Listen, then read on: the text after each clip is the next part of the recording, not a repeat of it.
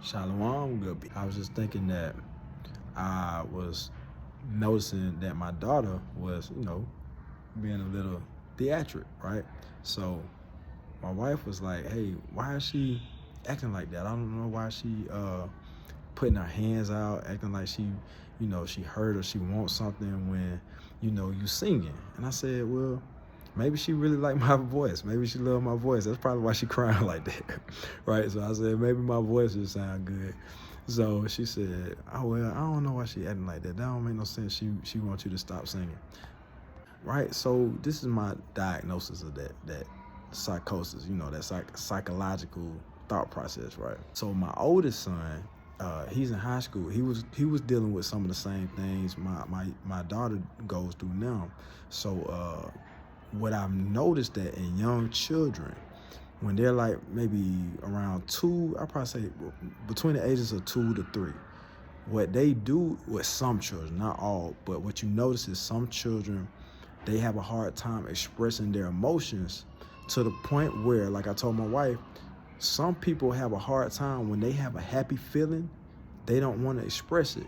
So what they do is they try to compress it, or they try to get rid of it by getting angry or feeling sad, and they try to say, I don't like this feeling, but they don't know how to express that. This is a new feeling for me.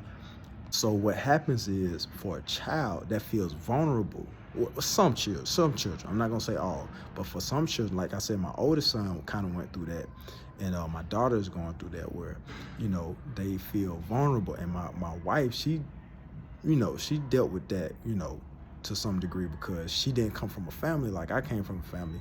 I came from a hugging and loving type of family. And what I mean by love, I'm not talking about love according to the scripture. I'm talking about love according to just expressing the feeling of, what people think love is.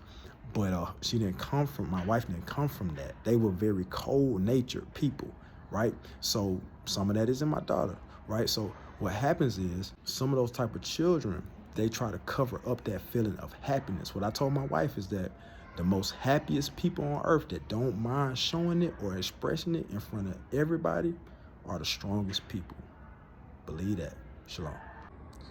And David danced before the Lord with all his might. And David was girded with a linen ephod. He danced. So he was very excited. He was very happy.